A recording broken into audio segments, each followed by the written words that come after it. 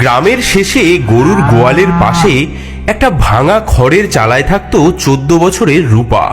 রাতে তার মাথার উপর ফুটো দিয়ে জল পড়তো, দেওয়ালের ফাঁক দিয়ে সাপ বিছে ঢুকতো, আর ঠিক তার পাশেই দাঁড়িয়েছিল তার সৎমার দোতলা পাকা বাড়ি, যেখানে সৎমা আর তার মেয়ে মায়া থাকতো বিলাসিতায়। মাত্র 2 মাস আগে পদ্মার বন্যায় নৌকাডুবিতে রূপার মা বাবা চলে যায়। তারপর থেকে সৎমার বাড়িতেই আশ্রয় নিয়েছিল রূপা, কিন্তু আশ্রয় নয়, যেন নরক। সৎমা তাকে গোয়াল ঘরের কোণে শুতে দেয়, পচা ভাত খেতে দেয়, আর দিনরাত খাটিয়ে নেয়। শয়তানি কালামুখী, সকাল থেকে এখনো তোর ধান ভাঙা শেষ করতে পারলি না? আজ তোর হাড় একেবারে আমি গুড়িয়ে দেব, দেখি তুই কেমন ধান ভাঙা শেষ করতে না পারিস। বাঁচাও বাঁচাও, কাল রাত থেকে আমি জ্বরে কাঁপছি, পেটে আমার একটা দানা পড়েনি। ও মা, ও মা, শোনো শোনো, ওর এখনো কাঁদার শক্তি আছে। ও মা, ওর মাথাটা ফাটিয়ে দাও না, আমি ওকে ধরে রাখি, তুমি ওকে মারো মারো মারো। তোর মতো অকুর্মাকে জন্ম দি না, তোর মাও পাপ করেছে বুঝলি, তাই তো মরে গেল। মা, তুমি ওর চুলের মুঠি ধরো, আমি ওর পিঠে 2-4 ঘা লাগাই। বড্ড বাড়বাড়ন্ত হয়েছে। কাল দেখলাম পাড়ার ছেলেরা ওর দিকে তাকিয়ে হাসছে, যেন রাজকন্যা। হারামজাদি, তোর এই রূপ আমি মাটি করে দেবো একেবারে। চল চল মায়া, এখন ওকে রেহাই দি, দুপুরে দেখবো ও আজ কি খায়। দিনের পর দিন এমনই চলে অত্যাচার। রূপা কাজ করে যায়, আর সৎমা ও মায়া উপভোগ করে তার কষ্ট। এই যে, এই খা, তোর এই যোগ্যতা। দেখো মা, ও কেমন পচা ভাতগুলো খায়, ঠিক যেন পুকুরের মতো। আর শোন, আজ পুকুর থেকে তুই কলমি শাক তুলে আনবি বুঝলি, নইলে কিন্তু রাতে খাবার পাবি না। কিন্তু মা, পুকুরে তো এখন সাপের উপদ্রব। তাতে কি হয়েছে? সাপ কামড়ালে কামড়াবে, তাতে আমাদের। সেদিন বিকেলে আকাশে কালো মেঘ জমেছে, কাল বৈশাখী ঝড় আসছে। মা দেখো, কি ভয়ঙ্কর মেঘ, আজ প্রচন্ড ঝড় আসবে। ঠিক সময় ঝড়টা আসছে, আজ রাতেই শেষ করবো এই অলক্ষণীটাকে। কি করবে মা? শোন, আমাদের বাড়ির পেছনের ওই বনে একটা পুরনো তেঁতুল গাছ আছে না, সেখানে এই সময় খুব টক তেঁতুল ধরে বুঝলি। ওকে ওই ঝড়ের রাতে পাঠাবো সেই তেঁতুল পাড়তে। বাহ, ঝড়ের মধ্যে গাছে উঠে ও পড়ে মরবে, আর পড়ে না মরলে বাঘে খাবে। কাল বৈশাখীর কালো মেঘে আকাশ ছেয়ে গেছে, বিদ্যুৎ চমকাচ্ছে, দূরে শিয়ালের ডাক শোনা যাচ্ছে। শোন হতবাগী, আমার না খুব তেঁতুল খেতে ইচ্ছা করছে, আমার জন্য তুই বনের থেকে তেঁতুল নিয়ে আয়। এ কি মা, এই ঝড়ে তেঁতুল পাড়তে যাব? বেশি কথা না বলে যা বলছি তাই কর। শুধু তেঁতুল নয়, 10টা পাকা তেঁতুল আনবি, একটাও যদি কম হয় না তোর খুলি ফাটাবো আমি। বাইরে ভীষণ ঝোড়ো হাওয়া উঠেছে। রূপা একটা ঝুড়ি হাতে করে বেরিয়ে পড়ে তেঁতুল আনার উদ্দেশ্যে। সৎমা তার হাতে একটা শুকনো রুটি দিয়ে দেয়। এই এই নে, একটা রুটি নে, নয়তো আবার মরে গিয়ে ভূত হয়ে আমার ঘাড় মটকাতে আসবি, আবার বলবি আমি তোকে খেতে দিইনি। এবার যা। সৎমা আর মায়া দাঁড়িয়ে দেখতে থাকে রূপা কিভাবে জঙ্গলের অন্ধকারে মিলিয়ে যায়। যা যা, তাড়াতাড়ি যা, হয় তোকে সাপে কামড়াবে, নয় পড়ে মরবি, আর নয়তো ওই বাঘে খাবে, তিনটের একটা তো হবেই। ভিজে কাপড়ে রূপা বনের পথ ধরে হাঁটতে থাকে। আকাশে বিদ্যুৎ চমকাচ্ছে, গাছের ডালপালা ভেঙে পড়ছে চারিদিকে। মা, মা গো, এই অন্ধকারে আমি তেঁতুল কোথায় পাবো? যদি বাঘ ভাল্লুক এসে। হঠাৎ বনের মাঝে একটা নীলাভ আলো চোখে পড়ল রূপার। মনে হলো কে যেন তাকে ডাকছে। এগিয়ে গিয়ে সে দেখল ঘন ঝোপঝাড়ের মাঝে একটি অদ্ভুত কুটির। এ কি, এমন ভয়ঙ্কর ঝড়ে এই গভীর বনে একটা বাড়ি, বাতিও জ্বলছে, মানুষ থাকে নাকি? এ রে মা, তুই এই ঝড় বৃষ্টিতে একা একা? ঠাকুরমণি, আমি একটা অভাগী মেয়ে। সৎমানা আমাকে পাঠিয়েছে তেঁতুল আনতে। ভিজে একাকার হয়ে গেছি, একটু আশ্রয় দেবেন? সেই তিন ছোট্ট মানুষ রূপাকে ভেতরে নিয়ে গেল। বাছারে, তোর সর্বাঙ্গ ভিজে গেছে, দাঁড়া গরম জল দি, আর এই নে গরম চাদর। রূপা গায়ে গরম চাদর জড়িয়ে নিল এবং তার ঝোলা থেকে সেই শুকনো রুটিটি বার করলো। আমার কাছে না শুধু এই শুকনো রুটিটাই আছে, আপনারা নিন, আমরা ভাগ করে খাই। এই ঝড়ে তোকে কে পাঠালো মা তেঁতুল আনতে? সৎমা বলেছে 10টা টক তেঁতুল না আনলে বাড়িতে ঢুকতে দেবে না, কিন্তু এই অন্ধকারে বনের মাঝে।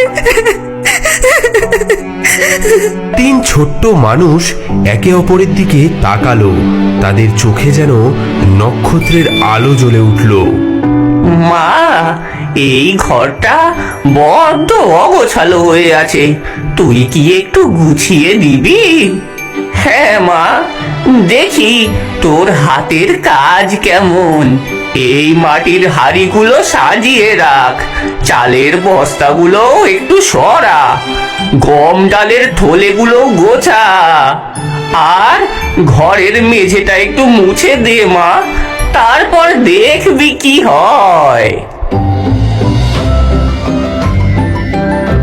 কি সরল মেয়ে, ভিজে কাক হয়েও ভাগ করে দিল রুটি। কত কষ্ট পেলেও দেখো মুখে হাসিটা ঠিক রয়েছে। চলো এমন কিছু করি যাতে ওর জীবনে আর কোনোদিন দুঃখ না থাকে। আমি দিলাম প্রথম বর, তোমার জীবনের সব দিন যেন আগের দিনের চেয়ে বেশি আনন্দময় হয়। আমি দিলাম দ্বিতীয় বর, প্রতিটি কথার সঙ্গে তোমার মুখ দিয়ে যেন মোহর ঝরে। আমি দিলাম তৃতীয় বর, এক রাজা যেন তোমাকে বিয়ে করে। এদিকে বাইরে ভোরের আলো ফুটে উঠতে শুরু করেছে। ঘর পরিষ্কার করতে করতে রূপা দেখলো সেই ঘরের বাইরে অনেক পাকা তেঁতুল পড়ে রয়েছে। সৎমা যেমন চেয়েছিল ঠিক তেমনই পাকা তেঁতুল। হ্যাঁ, নে মা নে, তোর ঝুড়িতে তুলে নে। বিদায় নেবার সময় রূপা কৃতজ্ঞতা জানাতে গিয়ে বলল, ঠাকুরমণিরা, আপনাদের। হোমা, এ কি? আমার মুখ থেকে। যা মা যা, এবার থেকে তোর দুঃখের দিন ফুরলো। রূপা তেঁতুলের ঝুড়ি নিয়ে বাড়ির দাওয়ায় এসে দাঁড়ালো। কে? আমি মা, তেঁতুল এনেছি। হে কি? হ্যাঁ, তোর মুখে কি জাদু লেগেছে? সোনার মোহর, আরে এত টক তেঁতুল! সৎমার চোখে জ্বলে উঠল লোভের আগুন। মেয়েটির ভাগ্য যে পাল্টে গেছে তা বুঝতে তার আর দেরি হলো না। রূপার মুখ থেকে সোনার মোহর পড়তে দেখে মায়ার হিংসায় জ্বলে উঠল বুক। মা, আমিও যাব, আমাকেও বনে যেতে দাও। দেখো না, ওই অলক্ষণে কত সোনা পেয়েছে। না মায়া, এখন বড্ড বিপদ, বনে বাঘ ভাল্লুক ঘোরে। আমি যাবই। না, আমি যাবই, আমাকে সোনার মোহর পেতেই হবে। ওই ছুটি রানী হবে আর আমি ফকির হয়ে থাকবো। শেষে সৎমা রাজি হলো। মেয়েকে পরালো নতুন শাড়ি, সঙ্গে দিল মিষ্টান্ন, পিঠে পুলি। দেখো মা, আমি রূপার যে কত সুন্দর, আমি দ্বিগুণ দ্বিগুণ সোনা নিয়ে আসবো। মায়া বনের পথে হাঁটছিল অহংকারে মাথা উঁচু করে। দূরে কুটির দেখে সে বিজয়িনীর ভঙ্গিতে এগিয়ে গেল। এই যে বামুন কুটকুটেরা, দরজা খোল, দরজা খোল, তোদের রাজকন্যা এসেছে। এ কি এভাবে দরজায় লাথি কে মারছে? ছি ছি ছি ছি ছি ছি ছি, কি নোংরা ঘর, কি দুর্গন্ধ বাবা। এই জায়গায় থাকিস? তবে জাদু তো ভালোই জানিস। আগে একটু বসো মা। মায়া তার কাপড় জড়ানো পুটলি থেকে তার খাবার বার করে খেতে থাকে। তোমার খাবার থেকে আমাদের একটু দেবে, আমরা বড্ড ক্ষুধার্ত। কি? তোদের মতো ভিখিরিদের সাথে খাবার ভাগ করব? পাগল নাকি? এই দামি মিষ্টান্ন তোদের মুখে দেবো?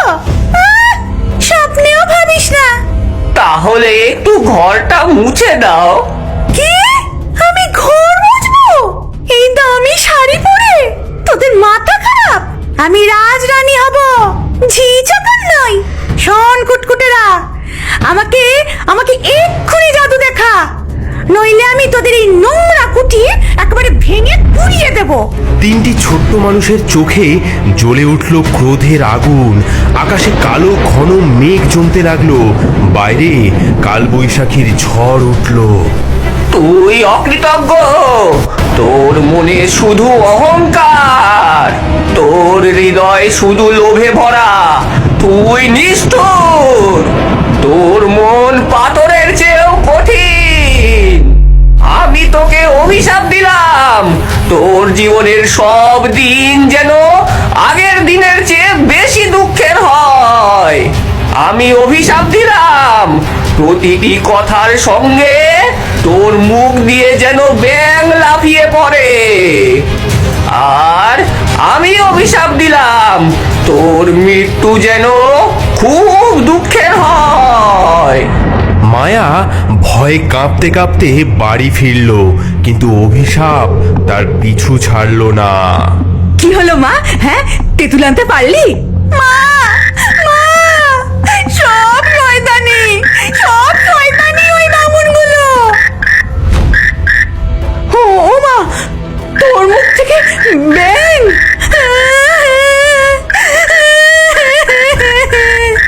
মা, মা গো, আমার কি হলো? মায়ার মুখ থেকে বেরোনো সেই ব্যাঙগুলো লাফিয়ে লাফিয়ে সেই সৎমা এবং মায়াকে কামড়াতে শুরু করলো। ও মা, ই, কামড়াচ্ছে, ও বাবারে,